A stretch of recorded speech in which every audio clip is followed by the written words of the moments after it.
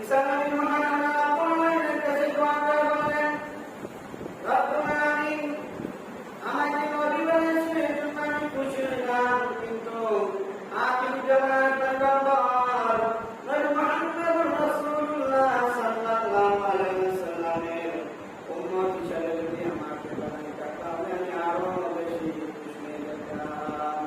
আল্লাহ রাব্বুল আলামিন ঈসা আলাইহিস সালামের দোয়াকে কবুল করে নিলেন। ঈসা আলাইহিস সালামের শুকরিয়া যখন ঈসা আলাইহিস সালামকে মানার জন্য আসলো, ঈসা আলাইহিস সালামের দোয়া যখন করা শুরু করলো, আল্লাহ রাব্বুল আলামিন প্রতিভাবে ঈসা আলাইহিস সালামকে আকাশে উঠায়া নিলেন। কিয়ামতের আগে ওই ঈসা নবীকে আল্লাহ রাব্বুল আলামিন আবার দুনিয়াতে প্রেরণ করবেন। ঈসা নবী যখন নবী হিসেবে দুনিয়াতে প্রেরণ হয়েছেন, তখন তিনি তার মানুষদেরকে তার উম্মতকে দাওয়াত দিতেন, লা ইলাহা ইল্লাল্লাহ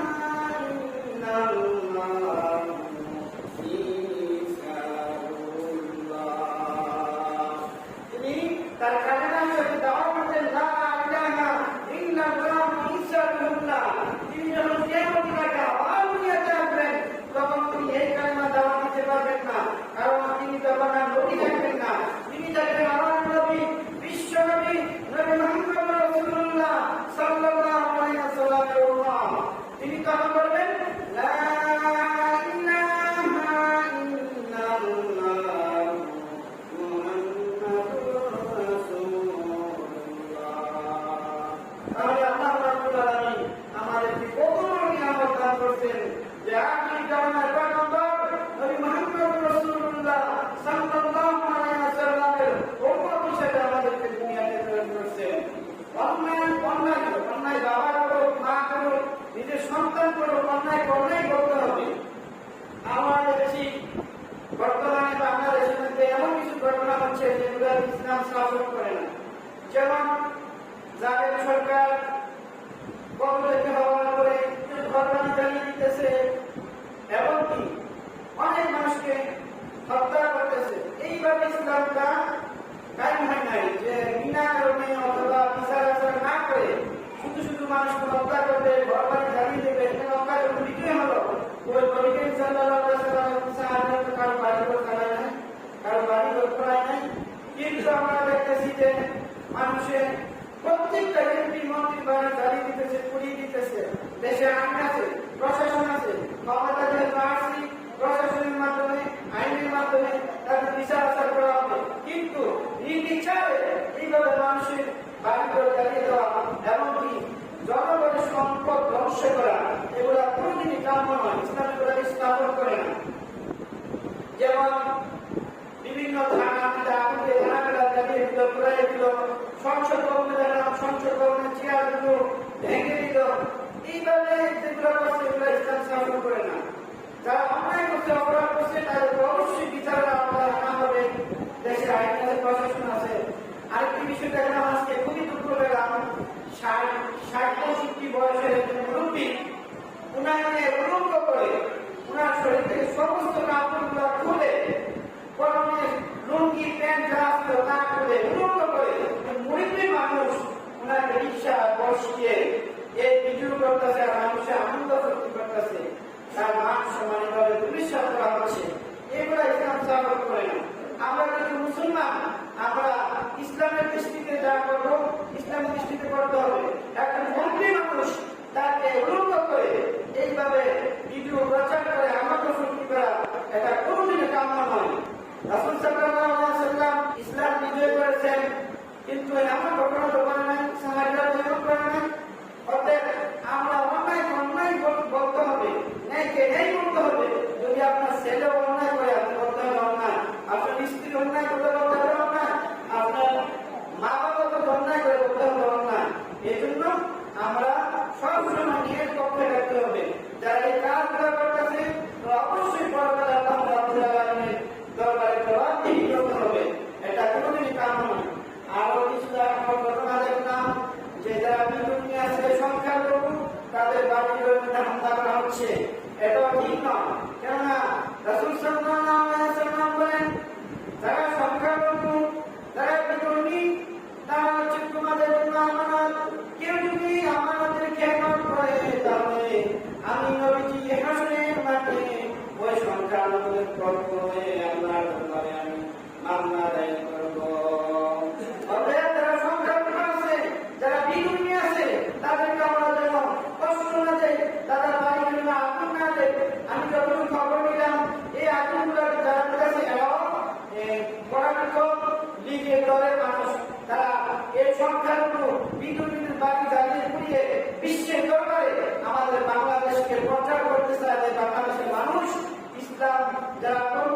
যারা ইসলাম মানে তারা বিন্দুর উপর কিভাবে আঘাত করে, এগুলো ঠিক নয়। আরেকটি বিষয় হচ্ছে মূর্তির উপর আঘাত করলে তখন তারা এটাকে অসম্মান মনে করে, বলে যে উনি কি দোষ করছে, ওরা মূর্তি কেন ভাঙতেছে।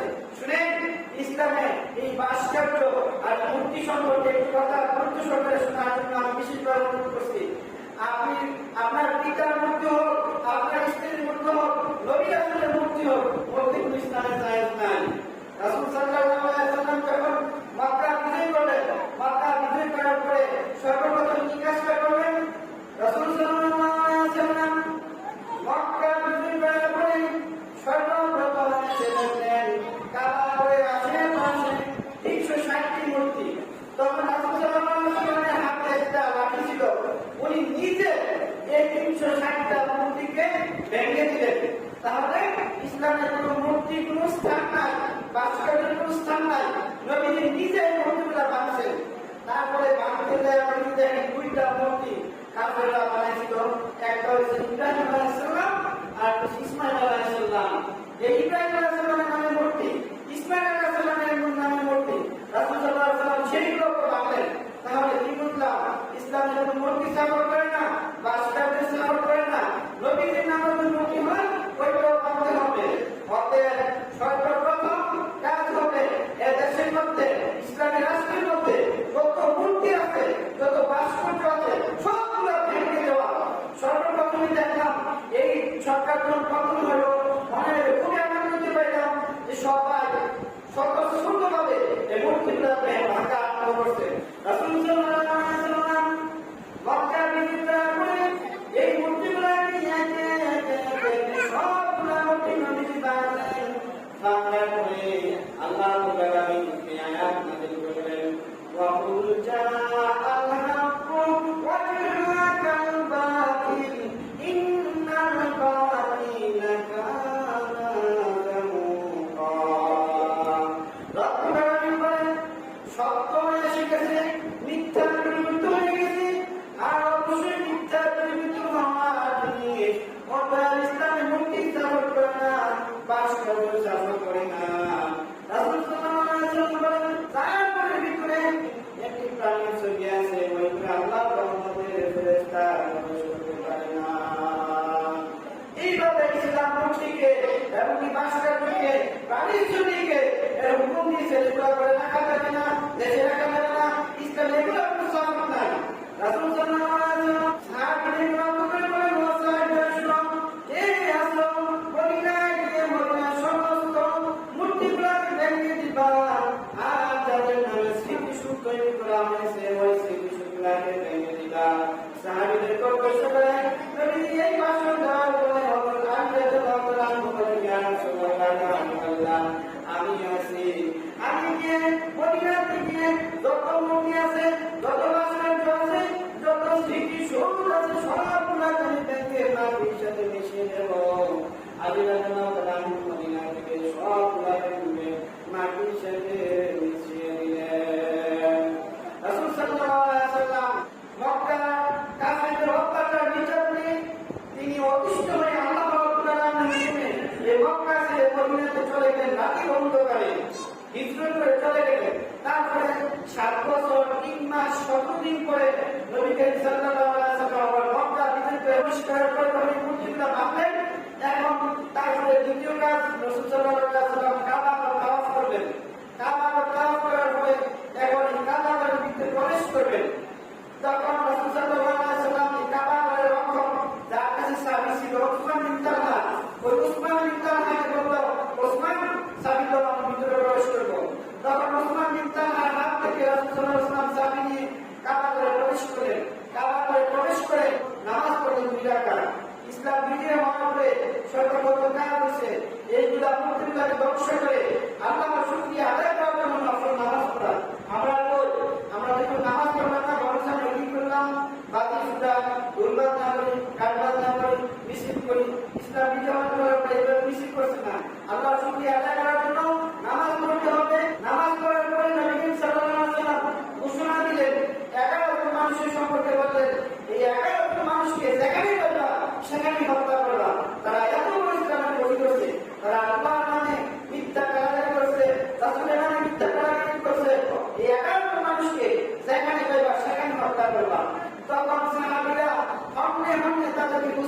তার মধ্যে একজন এসে মাতা, তার নাম হচ্ছে মাতা, সে তার নামে ঘোষণা আসলো যে তাকে যেখানে পাওয়া হয় সেখানে হত্যা করা হবে। এই মাতা প্রতি কাবা করে বিরামের তিনি যে কাবা করে বিরামের জন্য আমি দৈরা করে আমি চুলে এলাম, সম্ভবত আমাকে মনে হত্যা করা হবে না। আপনি যে 11 দিন হত্যা করতে বলছেন, এর মধ্যে মাতা সে কাবা করে পর্দার মধ্যে ঝুলিয়ে আছে, সে কাবা করে পর্দার মধ্যে ঝুলিয়ে আছে, তাকে কি হত্যা করবো?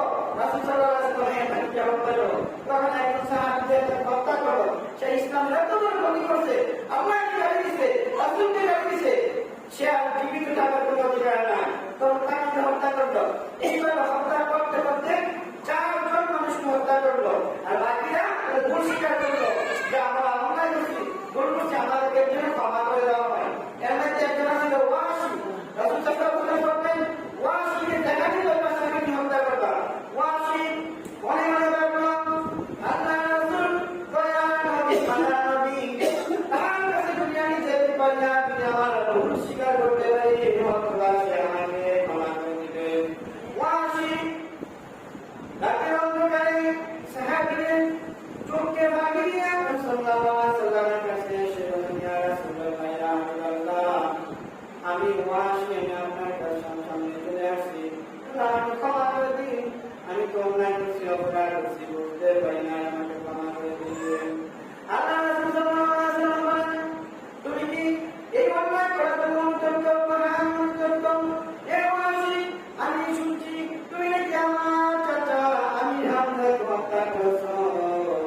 ওয়াসি বলে, না, আমি আপনার চাচা আমি হামজাকে হত্যা করেছি। রাসূল সাল্লাল্লাহু আলাইহি ওয়াসাল্লাম বললেন, ওয়াসি কিভাবে আমার চাচাকে হত্যা করল? আমি তো শুনতে চাই। ওয়াসি বলে, ইয়া রাসূলুল্লাহ, ইয়া হাবিবাল্লাহ, যখন যুদ্ধ হইল আমি একটি গাছের আড়ালে লুকিয়েছিলাম, কখন আমি হামজাকে আঘাত করতে পারবো, কারণ আমি জানি আমি হামজা বড় বীর, বড় মানুষ, তার সঙ্গে যুদ্ধ করতে পারবো না। আমি সুযোগের অপেক্ষায় ছিলাম, কোন সময় আমি হামজাকে হত্যা করতে পারি। আমি হামজা একজন কাফেরের সাথে যুদ্ধ চলা অবস্থায় ছিল, আর আমি পেছন দিক থেকে গিয়ে আমি একটা তরবারি দিয়া আমি হামজাকে আঘাত করলাম, পিঠে ওইটা আঘাত করছি, সহজীবী দিয়া আমি হামজাকে আমি শহীদ করে দিলাম। রাসূল সাল্লাল্লাহু আলাইহি ওয়াসাল্লাম বলেন, তারপরে কি হলো? ওয়াসি বলেন, ইয়া রাসূলুল্লাহ, ইয়া হাবিবাল্লাহ, আমি হামজাকে শহীদ করার পরে আমি অস্ত্র দিয়া আমি হামজার পেটটাকে কাটলাম, পেটটা কেটে আমি পেটের ভিতরে আমি পরিজাটা বাইর করলাম। ওয়াসি বলেন, ইয়া রাসূলুল্লাহ, আমি হামজার পরিজাটা বাইর করলাম, আবু সুফিয়ানের স্ত্রী হিন্দা হাতে দিয়ে দিলাম, হিন্দা আমি হামজার পরিজাটা চিবিয়ে রেখে ফেললো। রাসূল সাল্লাল্লাহু আলাইহি ওয়াসাল্লাম বলেন, আসলে কান্না করলেন আর বলেন, ওয়াসি তোমাকে আমি হত্যার হুকুম দিয়েছি, এখন তোমার হুকুম কি? ওয়াসি বলে, ইয়া রাসূলুল্লাহ, আপনার কাছে ক্ষমা চাই,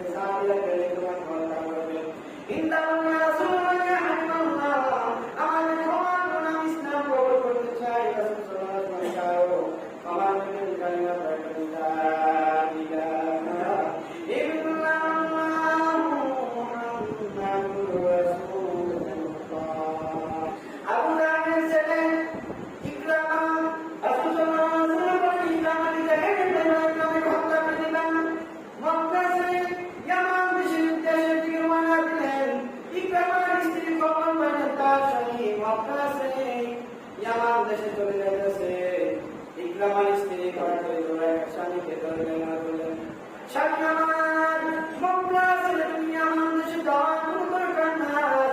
আমি মুসলমান হয়েছি, আমি নবী সম্পর্কে জানি, রাসূল সম্পর্কে জানি, তিনি দয়া নবী, মায়া নবী। আমি তোমাকে নিয়ে নবীদের কাছে চলে যাব, নবীর কাছে তুমি ক্ষমা চাইবা, নবী তোমাকে ক্ষমা করে দিলেন, তুমি মায়া নবী। ইকরামার স্ত্রী ইকরামাকে নিয়ে রাসূল সাল্লাল্লাহু আলাইহি ওয়াসাল্লামের কাছে আসলেন। আয়েশা বলছে, ইয়া রাসূলুল্লাহ, ইয়া হাবিবাল্লাহ, আমার স্বামী বুঝতে পারে না, অন্যায় করেছে, অপরাধ করেছে, এবং সে আপনার কাছে ক্ষমা চায়, আল্লাহর কাছে ক্ষমা চায়, তাকে ক্ষমা করে দেন।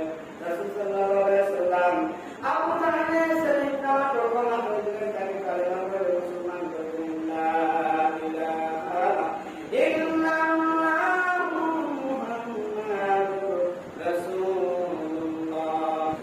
যে নবী তার সাসামে হামদাকে মক্কার মানুষ তার পরিবার ক্ষমা করেও ওই হিন্দাকে ক্ষমা করে দিলেন, তার সাথে ক্ষমা করার কারণে ওই বাসীকে ক্ষমা করে দিলেন। আমরা ওই নবীর উম্মত, যারা অন্যায় করেছে, অপরাধ করেছে, তারা যদি ক্ষমা চায়, তারা যদি মাফ চায়, তাহলে তাদের ক্ষমা করে দেওয়া রাসূল সাল্লাল্লাহু আলাইহি ওয়াসাল্লামের সুন্নাত। আর যারা অতিরিক্ত অন্যায় করেছে, মানুষ হত্যা করেছে, অনেক জুলুম করেছে, তাদের অবশ্যই আইনের আওতায় বিচার করতে হবে। কিন্তু তাদের বাড়িঘর জ্বালিয়ে দেওয়া, তাদের উলঙ্ঘন করে তাদেরকে তাদের মান সম্মান ধ্বংস করা এটা কখনো ইসলামের শাসন করে না। এই বিবাহটা আগুন জ্বালাই দিল, আর ওই বাড়ির ভিতর থেকে ৬টি পুরা লাশ বাড়ি দিল, কিন্তু এই পুরা লাশগুলা ছিল আন্দোলনকারীদের ছেলেরা। তাহলে ওই ছেলেদের তো কোনো অন্যায় ছিল না, তাহলে কি বোঝা গেল? যখন আগুন জ্বালাই দিল একটা বাড়ির মধ্যে, তখন কে মারা যায়, কত কীট পতঙ্গ মারা যায়, আপনি বলতে পারবেন না। রাসূল সাল্লাল্লাহু আলাইহি ওয়াসাল্লাম মক্কার বিজয়ের পরের দিন তিনি ঘুরে ঘুরে দেখতেছেন যে মক্কার ওই কেমন অবস্থা আছে। তখন রাসূল সাল্লাল্লাহু আলাইহি ওয়াসাল্লাম দেখেন একজন বুড়ি একটা লাকড়ি নিয়ে সে বাহিরে চলে যেতেছে, কাটিয়ে যেতেছে। রাসূল সাল্লাল্লাহু